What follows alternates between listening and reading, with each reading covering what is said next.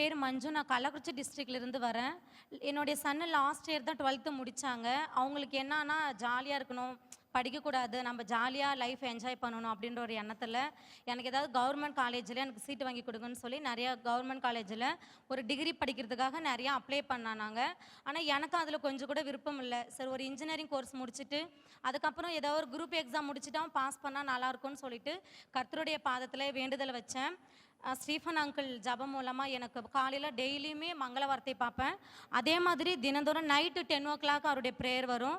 So அவர் மூலமாக பிள்ளையை குறித்து தன்னுடைய தாயினுடைய வேண்டுதல் கேட்கப்பட்டது அப்படின்னு சொல்லி சொன்னார். அது எனக்காகவே சொன்னாருன்னு எடுத்துக்கிட்டு ப்ரேயர் பண்ணினேன். அடுத்த நாளே என் பையன் வந்து 2-3 மாதமாக என்கிட்ட ஆர்கியூ பண்ணிகிட்டு இருந்தான். நான் இன்ஜினியரிங் சேர மாட்டேன், கவர்மெண்ட் காலேஜில் எனக்கு ஏதாவது டிகிரி தான் அப்படின்னு சொல்லி. ஒரு நாள் சடனாக அவனே வந்து அம்மா நான் இன்ஜினியரிங் படிக்கிறேன் அப்படின்னு சொன்னான். அப்பா இயேசுவே உமக்கு ஸ்தோத்திரம். அதே மாதிரி என்கிட்ட பண வசதி இல்லை ஏசப்பா, ப்ரைவேட் காலேஜாகவும் இருக்கணும், அட் த சேம் டைம் அவனுக்கு ஸ்காலர்ஷிப்பு கிடைக்கிற காலேஜாகவும் இருக்குன்னு ப்ரே பண்ணேன். அடுத்த நாள் சேலம் தாண்டி சங்ககிரியில் இருந்து அதே நான் எப்படி ப்ரேயர் பண்ணணும் அதே மாதிரியே வந்து அதுவுமே எனக்கு அடுத்த நாள் நைட்டு ஜபத்தில் ஸ்டீஃபன் அங்கிள் மூலம் எனக்கு கர்த்தர் பேசுகிறாரு. அதே மாதிரி நடந்தது. அவனும் போய் சேர்ந்து படிச்சுட்டு இருக்கான். கர்த்தருடைய பரிசுத்த நாமத்திற்கு மகிமை உண்டாவதாக. அல்லேலூயா. கர்த்தருடைய பரிசுத்த நாமத்துக்கு ஸ்தோத்திரம். நான் சென்னையிலேருந்து இருக்கேன். என் பேர் அனிதா சாம்சன், இது என் சகோதரி. எனக்கு கடந்த ஆண்டு வந்து பிரதரை பார்த்து சந்தித்து ப்ரேயர் பண்ணும்போது பிரதர் சொன்னார், ரொம்ப நாளாக வீடு கட்ட முடியாத பெரிய பாடுகள் கடந்து வந்திருந்தோம், கோர்ட் கேஸும் வின் பண்ணோம், ஆண்டவர் வீடை இடிக்கவும் கர்த்தர் கிருபை செஞ்சார். அது மாத்திரம் ரெஜிஸ்ட்ரேஷன் எல்லாமே முடிந்தது. இப்போ வீடு தொடங்கப்பட்டது. கர்த்தருக்கு கொடி ஸ்தோத்திரிக்கிறோம். ஹல்லேலூயா. கர்த்தருடைய பரிசுநாமத்துக்கு ஸ்தோத்திரம். என் தங்கச்சிக்கு வந்து 3 வருஷமாக குழந்தை இல்லை, 2 வாட்டி வந்து அபார்ஷன் ஆகி போயிடுச்சு. அப்போ நான் வந்து என்ன சொன்னேன்னா, ஃபிக்ஸ் வர அடிக்கடிக்கு ஃபிக்ஸ் டேப்லெட் எடுப்பா. அப்போ அவளுக்கு வந்து இனிமேல் குழந்தை நிற்காதுன்ற ஃபீலிங்ஸ் இருந்தது. அப்போ நான் வந்து போனேன் ஜூன் 3ஆம் தேதி, போன வருஷம் 3ஆம் தேதி நான் எங்கள் ஐயா கிட்டே வந்து ஜெபித்தேன். அப்போ ஐயா வந்து சங்கீதம் 17-14 படி புத்திர பாக்கியத்தை தருவேன்னு சொன்னார். அதே போன டிசம்பர் அவள் கன்சீவ் ஆனா. இப்போ 6 மாதம் ஆண் குழந்தை கர்த்தர் கொடுத்தா. கர்த்தருக்கு கொடி ஸ்தோத்திரம். கர்த்தரோட பரிசுத்த நாமத்துக்கு ஸ்தோத்திரம். நான் அம்பத்தூர்லேருந்து வரேன். என் பேர் பிரியா, என் பையன் பேர் ஜோஷ்வா. காலாண்டு பரீட்சையில் நல்ல மார்க் எடுத்தான். நல்லா தான் ஸ்கூல் போனான். ஒரு வாரம் கழிச்சு எனக்கு பயமாக இருக்குமா, நான் போக மாட்டேன்னு சொன்னான். சரி, பிள்ளைக்கு பயமாக இருக்குன்னு நானும் விட்டுட்டு இருந்தேன். அவன் கிட்டத்தட்ட டிசம்பர் மாதம் வரைக்கும் அவன் ஸ்கூலுக்கு போகவே இல்லை. எவ்வளவோ அடித்தேன், சூடெல்லாம் கூட வச்சேன், ஆனால் அவன் ஸ்கூலுக்கு போகவே இல்லை. அப்புறம் டிசம்பர் மாதம் இங்கே வந்து ஐயா கிட்ட ப்ரேயர் பண்ணேன். அவனோட பயத்தின் ஆவியை எடுத்து போடுவார் கர்த்தர்னு சொன்னார். அவனாகவே நான் ஸ்கூலுக்கு போகிறேம்மா அப்படின்னு சொல்லி இப்போ அவன் அரசாங்க பள்ளியில் படிக்கிறான். பணம் கட்டுற ஸ்கூலுக்கு போகலை, நல்லபடியாக இப்போ ஸ்கூலுக்கு போகிறான், தைரியமாகவும் இருக்கான். அவன் எந்த பிரச்சனையும் இல்லாமல் நல்லா இருக்கான். நான் சாட்சி சொல்கிறேன்னு நினச்சிட்டேன். ஹல்லேலூயா.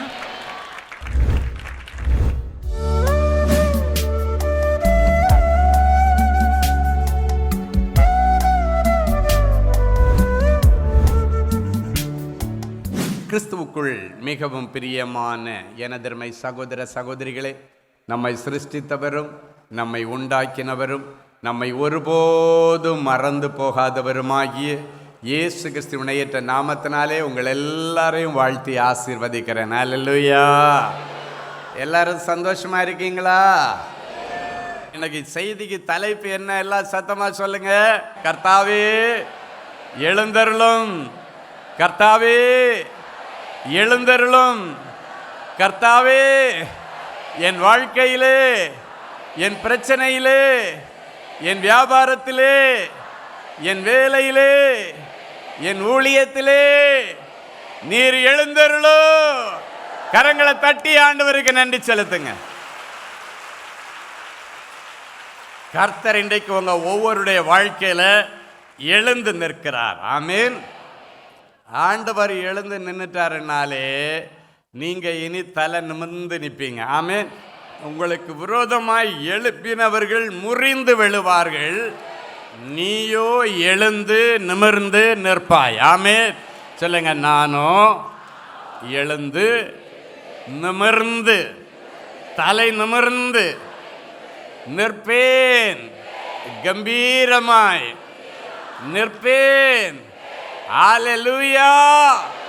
உங்க விசுவாசத்தின்படியே உங்களுக்காக கடவுது. ஆமென். சரி, அழகான ஒரு வசனத்தை எடுத்து வாசிக்க போகிறோம். உபாகமம் 33:16 இப்படியாய் சொல்லுகிறது, நாடும் அதன் நிறைவும் கொடுக்கும் அருமையான தானியங்களினாலும் நாடும் அதன் நிறைவும் கொடுக்கும் அருமையான தானியங்களினாலும் ஆசீர்வதிக்கப்படுவதாக. முட்செடியில் எழுந்தருளினவரின் தயை, முட்செடியில் எழுந்தருளினவரின் தயை யோசேப்புடைய சிரசின் மேலும், யோசேப்புடைய சிரசின் மேலும், தன் சகோதரரில் விசேஷித்தவனுடைய உச்சம் தலையின் மேலும் வருவதாக. உச்சம் தலையின் மேலும் வருவதாக. நாடும் அதன் நிறைவும் கொடுக்கும் அருமையான தானியங்கள். சொல்லுங்க பார்க்கலாம். அருமையான தானியம். சொல்லுங்க, அருமையான தானியங்கள். ஆமென். அவை எல்லாவற்றால இனி நீங்க ஆசீர்வதிக்கப்படுவீங்க. அருமையான தானியம் என்கிற அந்த வார்த்தைக்கு நம்முடைய கத்தோலிக்க மொழிபெயர்ப்பில் சொல்லுகிறது பெரும் விளைச்சல், பெரிய விளைச்சல் என்று சொல்லப்பட்டிருக்கிறது. இன்னைக்கு ஆண்டவர் உங்களுடைய வாழ்க்கையில் ஒரு பெரிய விளைச்சலை கொண்டு வரப்போகிறார். நீ கொஞ்சமாய் விதைத்து பெரிய அறுவடை எடுக்க போகிறாய். கடந்த நாட்களில் அதிகமாக விளைச்சும் கொஞ்சம் அறுவடை இல்லைன்னா அதிகமாக விளைச்சிங்க அறுவடையே இல்லை. சிலர் சொல்லுவாங்க, உழைச்சிக்கிட்டே இருக்கேன், காலையில் நைட்டு வரைக்கும் கஷ்டப்படுறேன், 50 கஸ்டமரை கூட்டுட்டு போய் இடத்த காமிச்சேன், 50 பேரும் 50 பைசாவுக்கு பிரயோஜனம் இல்லாமல் போயிட்டாங்க. காலையிலேருந்து உழைச்சதெல்லாம் வேஸ்ட்டு. காலையிலேருந்து கடையை திறந்து வச்சுட்டு இருந்தேன், ஏதோ ஒரு 500 ரூபா கிடைக்கும், ஒரு 1000 ரூபா லாபம் கிடைக்கும், வீட்டுக்கு தேவையான சந்தோஷமாக குடும்பத்துக்கு தேவையான காரியத்தை செய்யலான்னு பார்த்தா கடை திறந்து வச்சுருந்தேன், ஆனால் கஸ்டமரே வரல. 1-2 பேர் வந்தது, வாடகைக்கே சரியாக போச்சு, எனக்கு இதுக்கு மேலே குடும்பத்துக்கு 4 காசு சேர்க்க முடியலை என்றெல்லாம் கண்ணீரோடு வந்திருக்கிறீங்க. இன்னைக்கு ஆண்டவர் சொல்கிறாரு, நிறைவான தானியம். சொல்லுங்க பார்க்கலாம். நிறைவான தானியம். அடுத்து சொல்லுங்க, அருமையான தானியம். நிறைவான தானியம், அருமையான தானியம். ஆமென். இந்த தானியம் எதற்கு அடையாளம் அப்படின்னா நல்ல வருமானத்திற்கு அடையாளம். இன்னைக்கு பிறகு நிறைவான வருமானத்துக்கு ஆண்டவர் உதவி செய்ய போகிறார். ஏன் ஆண்டவரே முதல்ல இந்த வருமானத்தை பற்றி பேசுகிறீங்கன்னு கேட்டேன். அப்போ ஆண்டவர் சொன்னார், என் பிள்ளைகளுடைய குடும்பத்தில் நிறைய பேருடைய குடும்பத்தில் சண்டைக்கு காரணமே இந்த வருமானம் தான். வருமான குறைவினால மனைவி புருஷங்கிட்ட டெய்லி சண்டை போடுறா. நீ இவ்வளோண்டு கொண்டு கொடுக்குற, இதை வச்சு இத்தனை பிள்ளைகளை நான் எப்படி நடத்துவேன், இத்தனை பிள்ளைகளுக்கு ஃபீஸ் கட்டணும், இத்தனை பிள்ளைகளுக்கு நோய் நொடி பார்க்கணும், நீ இதோண்டு கொண்டு வந்து கொடுக்குற இந்த பணத்தை வச்சு நான் என்ன செய்ய முடியும் என்று மனைவிமார்கள் புருஷங்கிட்ட சண்டை போடுறாங்க. புருஷன் என்ன சொல்கிறாரு, நான் என்னம்மா பண்ண முடியும், காலையிலேருந்து நைட்டு வரைக்கும் உழைக்கிறம்மா, உழைச்சி கொண்டு போய் வேற எங்கேம்மா கொடுக்குறேன், எல்லாத்தையும் வாங்கிட்ட தானே கொடுக்குறேன். மனைவி சொல்லுவா, நீ வேற எங்கேயோ கொடுக்குறியா இல்லையான்னு எனக்கு தெரியாது, இந்த வார்த்தை உன் வாயிலேருந்து வந்துச்சுன்னா நீ எங்கேயோ கொண்டு கொடுத்துட்டு வர. ஆமென். பாவம் புருஷமார்கள் எது சொன்னாலும் வாயிலேருந்து என்னடா கிடைக்குன்னு பிடிஞ்சு அதை எடுத்து பிடிச்சி வச்சுட்டு அவரை வச்சு செய்கிறதே நிறைய மனைவிமாருடைய வேலை. ஹல்லேலூயா. அவர் சாதாரணமாக சொல்லுகிற காரியத்தை கூட பிடிச்சிக்கிட்டு அதை வச்சு சண்டை போட்டுக்கிட்டே இருக்கிறீங்க. ஒரு நாள் உங்கள் புருஷனுக்கு மன உளைச்சல் கொடுத்துடாதீங்க. ஆமேன். ஆமாம், அவர் இருக்கிறது வரைக்கும் தான் உங்களுக்கு மரியாதை, அவர் இருக்கிறது வரைக்கும் தான் உங்களுக்கு நல்லது, அவர் இருக்கிறது வரைக்கும் தான் உங்களுக்கு பாதுகாப்பு. ஒருவேளை அவர் ஒரு குடிகாரனாக இருந்தால் கூட சரி, அவன் வீட்டில் இருந்தான்னா உனக்கும் உன் பிள்ளைகளுக்கும் பெரிய பாதுகாப்பு. ஹல்லேலூயா.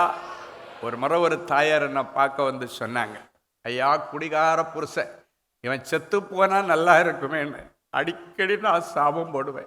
என் சாபமோ என்னமோ தெரில, அவர் செத்து போயிட்டார். அவர் இருக்கிறது வரைக்கும் அவருக்கு மகிமை எனக்கு தெரியல. இப்போதான் எனக்கு தெரியுது.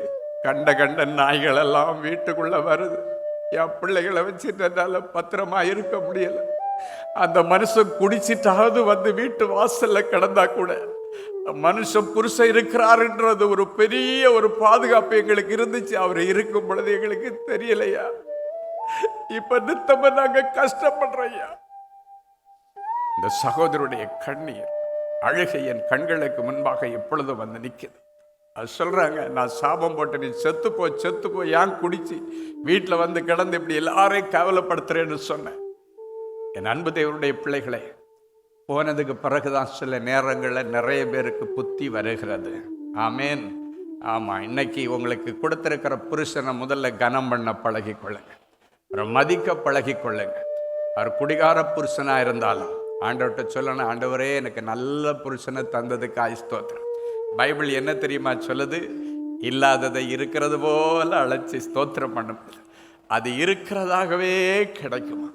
அவரை நீ கொல்லாத ஒரு குடிகாரன் கெட்டவன்னு சொல்லுகிறது வரைக்கும் அவருடைய உக்கிரமும் அவருடைய கோபமும் அதிகமாகும்.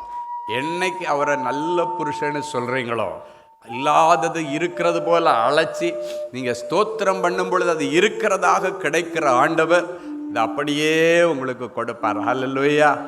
ஆமாம், போன மாதம் ஒரு சாட்சி நான் சொன்னேன்னு நினைக்கிறேன். 38 வருஷமாக ஒரு மனுஷன் குடிகார். ஆனால் அவருடைய மனைவி அவரிடத்தில் பக்குவமாய் நடந்து கொண்டு அவருக்கு செய்ய வேண்டிய எல்லா காரியங்களும் ஒழுங்காக செய்துட்டு இருந்தாங்க. சில மாதத்துக்கு முன்னால் மீட்டிங் வரும் பொழுது சொல்கிறாங்க, ஐயா நான் பிள்ளைங்க எல்லாம் மீட்டிங் வரோம், நான் புருஷன் மீட்டிங் வரணுன்னு ரொம்ப ஆசையாக இருக்கிறேன், நாங்கள் குடும்பமாக வர்றதுக்கு ரொம்ப ஆசைப்படுறோம், ஆனால் என் புருஷன் ரட்சிக்கப்படலை, அவர் வரமாட்டேன்றாரு. அப்போ நான் சொன்னேன், அடுத்த மாதம் வரும்போது அவர் கண்டிப்பாக வருவார். ஹல்லேலூயா. ஒரு சின்ன ஜெபம் பண்ண, ஆண்டவரே இந்த மகள் பொன்னையோ பொருளையோ கேட்கல, என் புருஷன் ஆண்டவருடைய வார்த்தையை கேட்கணும்னு தானே கேட்குறா. இது உங்கள் பார்வைக்கு நியாயமான காரியம் இல்லைப்பா, இதை ஏன் நீங்கள் டிலே பண்ணுறீங்க? உடனடியாக நீங்கள் செய்யணும்.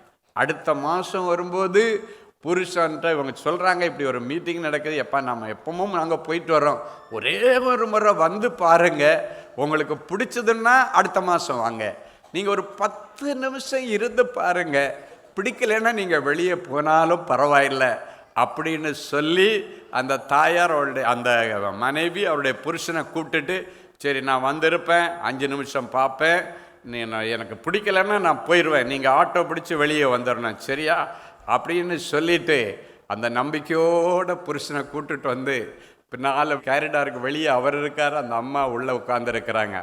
உன் கடன்களை விட்டு எழுந்துவான்னு சொன்ன உடனடியாக அந்த பாட்டு முடிக்கிறதுக்குள்ளால மனுஷன் வெளியே இருந்து உள்ளே வந்து அவருடைய மனைவி எங்கே இருக்கான்னு கண்டுபிடிச்சி எல்லாரும் கண்ணை மூடிட்டு இருக்காங்க, பக்கத்தில் வந்து உட்கார்ந்துட்டார். ஹல்லேலூயா. அன்றைக்கு அவர் கொடிய விட்டது. ஹல்லேலூயா. பாவத்தை விட்டு எழுந்துவா. என் அன்பு தேவனுடைய பிள்ளைகளே, அதுக்கு பிறகு ஒவ்வொரு மாதமும் சொல்லுவாராம், நான் ஆராதனை நேரத்தில் போன, நீ வரலன்னா நீ மெல்ல வா, நான் முன்னால் போகிறேன்னு சொல்லிட்டு அவ்வளோ உற்சாகமாய் வருகிறான். ஹல்லேலூயா.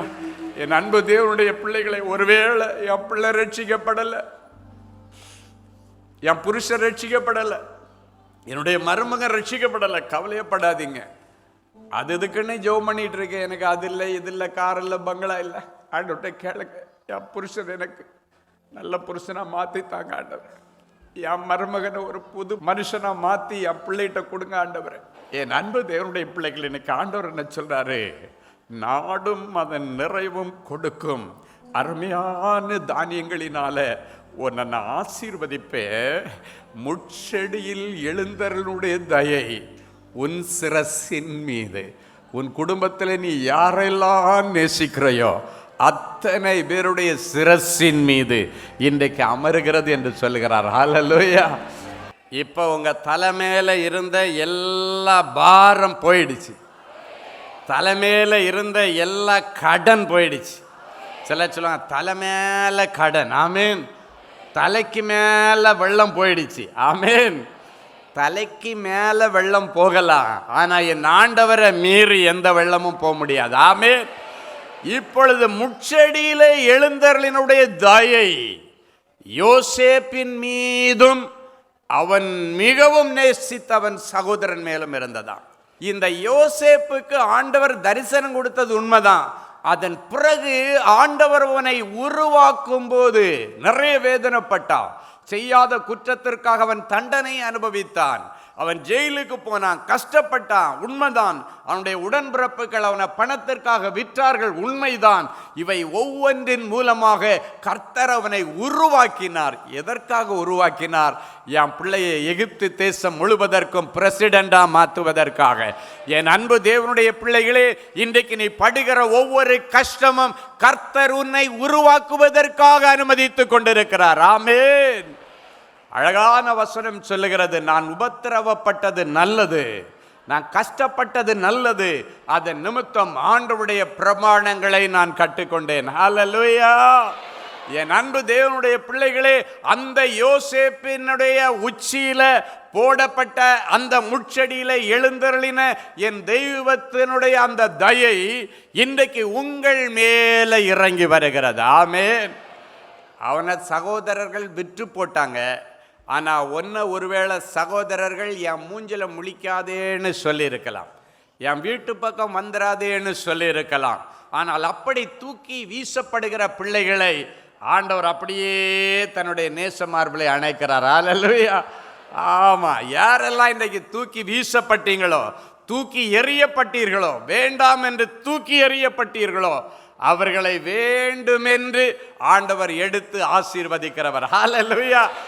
இனி உங்களை அழிச்சிடலான்னு நினைக்கிற பிசாசு உங்களை பார்த்து பயந்து ஓடுவான். ஏன்னா உனக்குள்ள ஒரு அபிஷேகம், அந்த அபிஷேகம் பிசாசானவனை புறம் முதுகிட்டு ஓட பண்ணுகிற அபிஷேகம். எனவே அந்த அபிஷேகம் அன்றைக்கு அந்த யோசேப்பினுடைய சிரசிலே இருந்தது. அவன் மிகவும் நேசித்த அவனுடைய தம்பியுடைய சிரசிலே இருந்தது. அந்த அபிஷேகத்தை கர்த்தர் இன்றைக்கு உங்க ஒவ்வொருவருடைய உச்சம் தலையிலே வைக்கிறார். ஹல்லேலூயா. அது முட்செடியிலே எழுந்தினருடைய தயை என்கிற அபிஷேகம். ஆமென். அப்படின்னா தேவ தயவு என்கிற ஒரு அபிஷேகம் இன்னைக்கு உங்க மேலே இறங்கிட்டு. அப்போ பாருங்க, மனுஷர் தயவு கிடைக்காத இடங்களிலே தேவனுடைய தயவு அதிகமாய் உங்களை தாங்குகிறதை நீங்கள் பார்க்க முடியும். ஸோ எனக்கு அந்த கஷ்டம் இந்த கஷ்டம் எந்த கஷ்டமாக இருந்தாலும் நீங்கள் சொல்லணும், நான் கஷ்டப்பட்டது நல்லது, நான் உபத்திரவப்பட்டது நல்லது, எனக்கு ஏதோ ஒரு நல்லது நடக்க போகுது. சொல்லுங்க பார்க்கலாம், ஏதோ ஒரு நல்லது நடக்க போகுது. ஆமென். உள்ளங்கையளவு மேகம் ஆண்டவர் உங்க கண்களுக்கு முன்பாக கொண்டு வந்துட்டார். அதிலிருந்து ஒரு பெரிய ஆசீர்வாதமான மழை உங்களுக்காக வீச போகிறது. ஹல்லேலூயா. நம்புறவங்க கரங்களை தட்டி ஆண்டவருக்கு நன்றி சொல்லுங்க. ஹல்லேலூயா.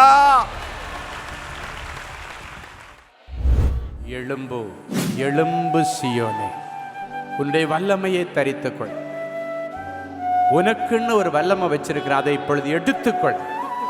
உனக்குன்னு ஒரு ஞானத்தை வைத்திருக்கிறேன், எடுத்துக்கொள். உனக்குன்னு ஒரு தாளந்தை வைத்திருக்கிறேன், எடுத்துக்கொள். உனக்குன்னு ஒரு திறமையை வச்சிருக்கிறேன், எடுத்துக்கொள்.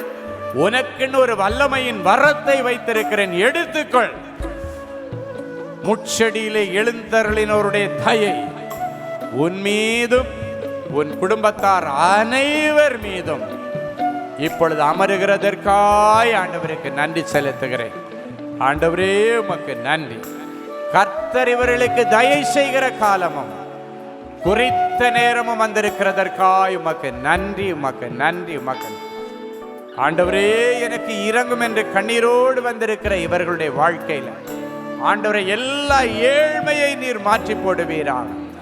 ஏழைகளை மறக்காத தேவனே, பர்த்திமேயு என்கிற ஏழை குருடனுடைய சத்தத்தை கேட்டு நின்று அற்புதம் செய்த தேவனே, ஏழை ஆகாருடைய கண்ணீரை கண்டு அவளுக்கு ஒரு அற்புதத்தை செய்து பிள்ளைக்கு வாழ்வு கொடுத்த தேவனே, இவங்க ஒவ்வொருடைய பிள்ளைகளுக்கு வாழ்வுதார். படிக்க வழி திறக்கட்டும் ஆண்டவரே, வாழ்வதற்கு வழி திறக்கட்டும், நிரந்தர வருமானத்திற்கு வழி திறக்கட்டும், பெர்மனன்ட் ஜாபுக்கு வழி திறந்து தருவீராக. வெளி தேசத்திற்கு போவதற்காக ஒருவேளை என் பிள்ளைகள் ஆயத்தப்பட்டு கொண்டிருந்தார் ஆண்டவர், இன்றைக்கு விசா தடைகளை உடைப்பீராக. என் பிள்ளைகளுக்கு வழி திறந்ததற்காய் ஸ்தோத்திரம். வெளி தேசத்தில் படிக்கிற பிள்ளைகளுக்கு வேலைக்கு வழி திறப்பதாக கர்த்தர் எல்லா தடைகளை உடைச்சு போடுங்கப்பா, இயேசுவின் மூலம் பிதாவே. ஆமென், ஆமென். அமெரிக்க தேசத்து மக்களுக்கு ஒரு நற்செய்தி. அன்பானவர்களே, நமது அன்பு சகோதரர் சுவிசேஷகர் டி. ஸ்டீஃபன் அவர்கள் ஆகஸ்ட் மாதம் 8ஆம் தேதி முதல் 31ஆம் தேதி முடிய அமெரிக்க தேசத்தில் உள்ள Georgia, Atlanta, Illinois, Chicago, Colorado, Denver, California, New York, New Jersey, Texas, Houston, Dallas ஆகிய பட்டணங்களில் தேவனுடைய வார்த்தைகளை பிரசங்கிக்க இருக்கிறார்கள். சகோதரரை நேரில் சந்தித்து ஜெபித்து தேவ ஆலோசனை பெற விரும்புகிறவர்கள் தொடர்பு கொள்ள வேண்டிய தொலைபேசி எண்கள் சகோதரர் ஃபெலிக்ஸ் ஜார்ஜ் +1 973 454 9686 மற்றும் தேவனின் அன்பு ஊழியங்கள் 9841446999.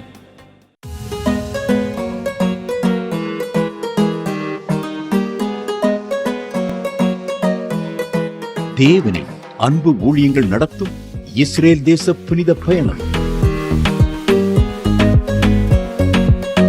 அன்பானவர்களே, ஆண்டவராகிய இயேசு கிறிஸ்து பிறந்து வளர்ந்து ஊழியம் செய்து மரித்து அடக்கம் பண்ணப்பட்டு உயிரோடு எழுந்த புனித ஸ்தலங்களை கண்டு மகிழ இதோ ஓர் அரிய வாய்ப்பு. உங்கள் வாழ்நாள் கனவை நனவாக்க நமது அன்பு சகோதரர் சுவிசேஷகர் டி. ஸ்டீபன் அவர்களுடன் 11 நாட்கள்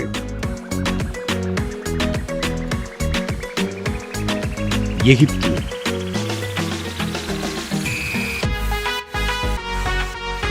யோர்தான், பாலஸ்தீனம், இஸ்ரேல் தேசங்களுக்கான புனித பயணம் 2025 ஆண்டிற்கான இந்த புனித பயணமானது அக்டோபர் மாதம் 14ஆம் தேதி முதல் 24ஆம் தேதி முடிய 11 நாட்கள் நடைபெறுகிறது. இது ஒரு சாதாரண சுற்றுலா அனுபவம் அல்ல. இயேசு கிறிஸ்துவின் பாதங்கள் பதிந்த இடங்களில் உங்களுடைய பாதங்களும் பதியும்படிக்கு அவருடைய கரங்களை பிடித்து நடக்கிற ஓர் உன்னத அனுபவம். மேலும் விவரங்களுக்கு தொடர்பு கொள்ள செல்போன் எண்கள் 7299 மற்றும் 9841437999. Email exodusholytours@gmail.com. Website www.exodusholytours.com. அன்பு தேவனுடைய பிள்ளைகளே, இந்நிகழ்ச்சியின் மூலம் நீங்கள் பெற்றுக்கொண்ட ஆசீர்வாதங்களையும் உங்கள் ஜெப விண்ணப்பங்களையும் அனுப்ப வேண்டிய முகவரி தேவனின் அன்பு ஊழியங்கள், எண் 340B பார் 1A 3B1 Vinayak avenue, OMR road, Okkiyam, Thoraipakkam, Chennai 600097. இது இந்தியன் ஆயில் பெட்ரோல் பங்க் எதிரில் அமைந்துள்ளது மற்றும் காக்னிசன்ட் டெக்னாலஜி சொல்யூஷன்ஸ் அருகிலும் அமைந்துள்ளது. மின்னஞ்சல் prayer@godsloveministries.co.in. எங்களது இணையதளம் www.godsloveministries.co.in. மேலும் 24 மணி நேர ஜெப உதவிக்கு 04454547999 மற்றும் 9941950999 என்ற எண்களுக்கு தொடர்பு கொள்ளுங்கள். கர்த்தர் தாமே உங்களை ஆசீர்வதிப்பாராக.